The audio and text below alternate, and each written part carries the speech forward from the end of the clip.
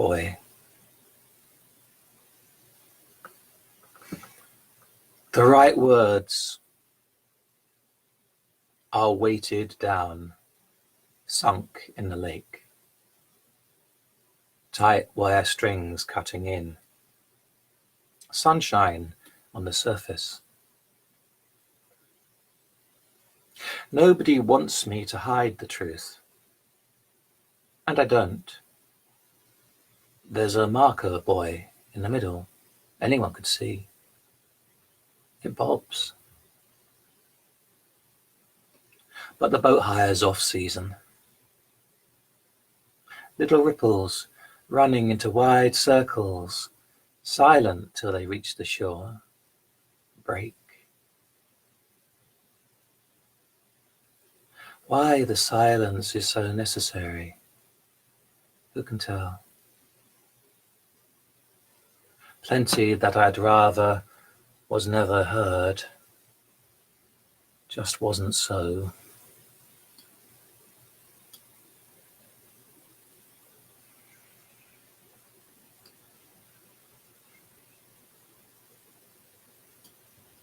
And I read this other next because it has a watery connection. First being a marker buoy floating on the pond. This one's called the pool.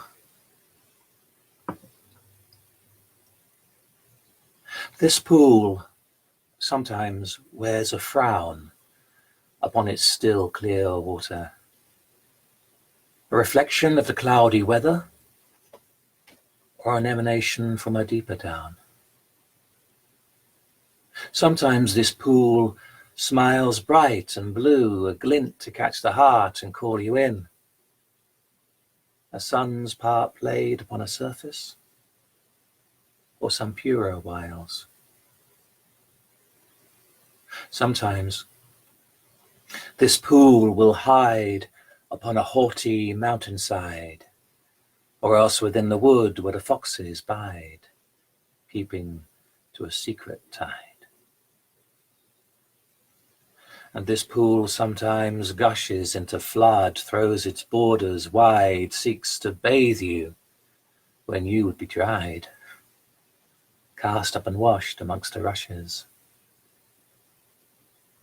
This pool wears a skin between itself and the air, a dress of silver shine, of tenderness and care, that will at times be opened to let another in.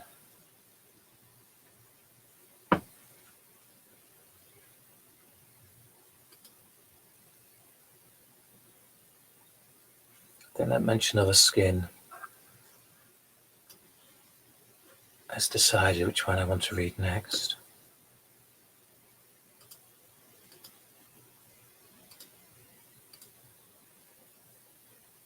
Because again, it's about the self and, I suppose, and something beyond the self. Something unknown. Black spots, places where we can't see, and places where we can. This one's called Fences. I am rebuilding a fence. Last night my horses broke loose. They damaged my neighbour's field. I am driving in a new post, fixing the runners, repainted and nailed, as part of my apology and in gratitude for the safe return, the rounding up. My neighbour brought them home. I did not learn of the failure of my fence till my neighbour brought my running horses to the gate. Had the fences gone at the other side, where no one lives, and they had run into what wilderland and to what fate? My running horses never seen again.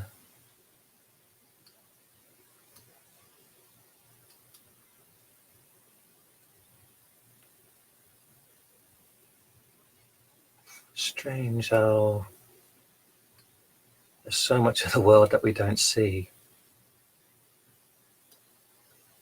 so much of ourselves that we don't see.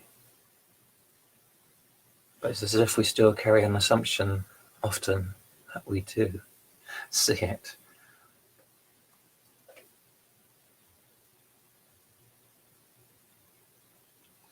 This might touch on that theme, and it's quite pertinent today because having woken up super early, I then fell asleep mid-morning and woke up about an hour before doing this.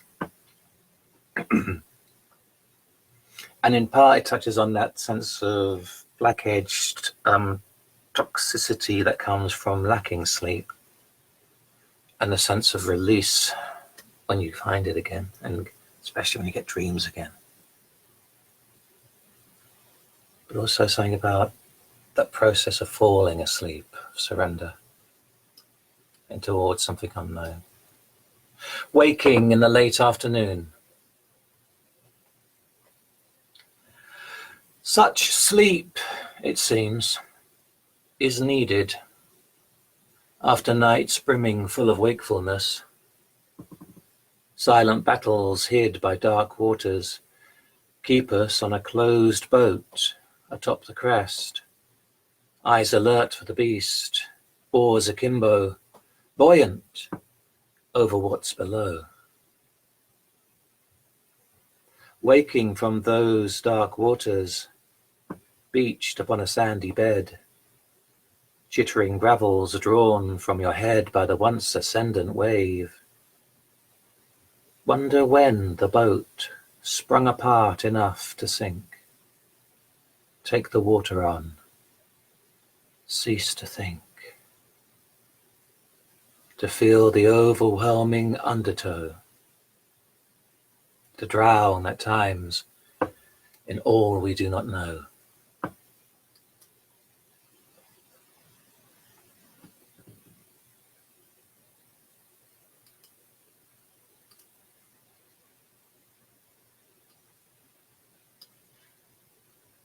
I want to read that one to close.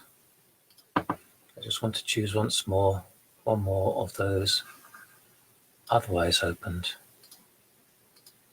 to go before it.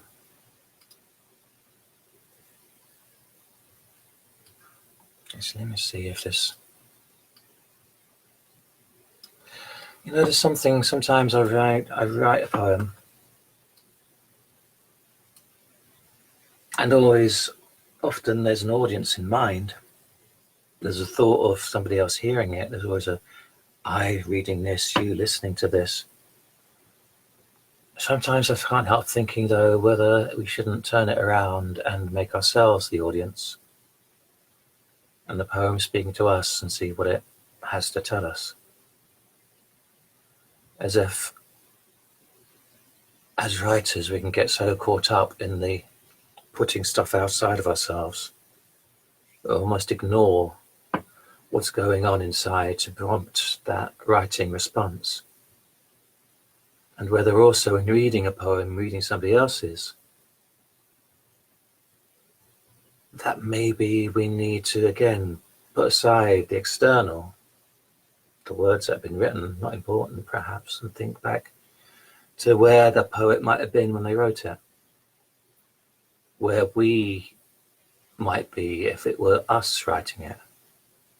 I have no idea if that makes sense.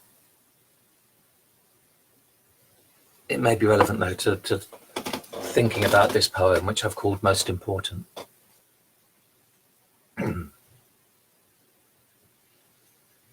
The most important words written cannot be read from the outside.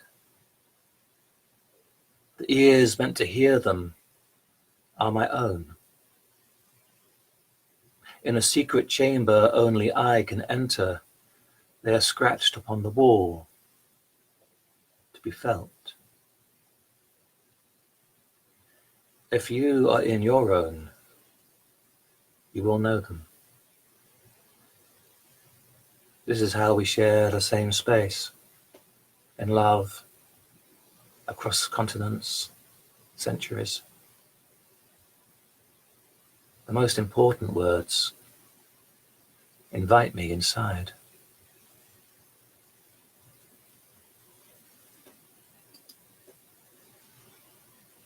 As if there was some secret chamber inside me, then when I'm there and speaking and you're inside the secret chamber that's inside you, we can actually hear each other.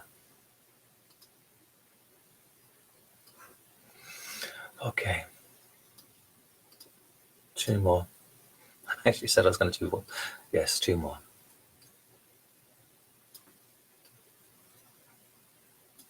Again, we're deep inside caverns. We're deep below layers. Touching at things that are just below sound, just beyond feeling. Things that only time, I suppose, allows the space to come into thought and speech. Something called origin. Deep enough below, you'll find the means to open these doors. In a place where darkness shines, infinity of space within defining walls, and the walls too much themselves to define anything at all. Deep enough beneath the sleeping blood, settling bones, cum spent and shit streams, beyond the miraculous vineyard of the womb. Here are the strings of the basest notes that are deeper than silence, in which there is no stillness. Travel here, below the thighs and all that drops on thighs, to where the eldest mothers of Africa know. In the cave mines of existence, where the souls emerging sound out the souls embarking, with no language yet real enough to tell them what they found.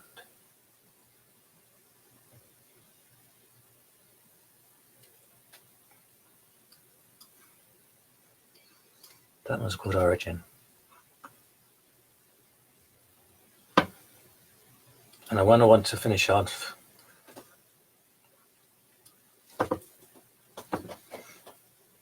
how to say about this. Again, it's touching on almost the unknown, the unthought of, the other that's always there, of touching on something repeatedly through your life and finding a bond. I call it recurrence.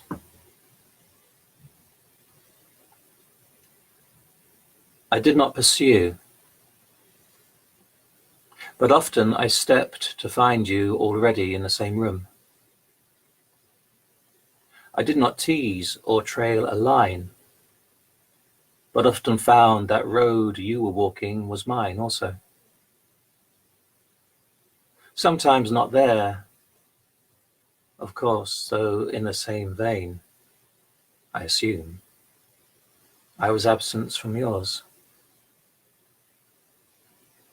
Often not in my thought, much like my bone, my blood, my air, out of sight, not there, as anything important.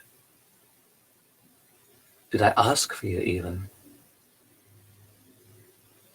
Perhaps I just noticed something that has since become necessary,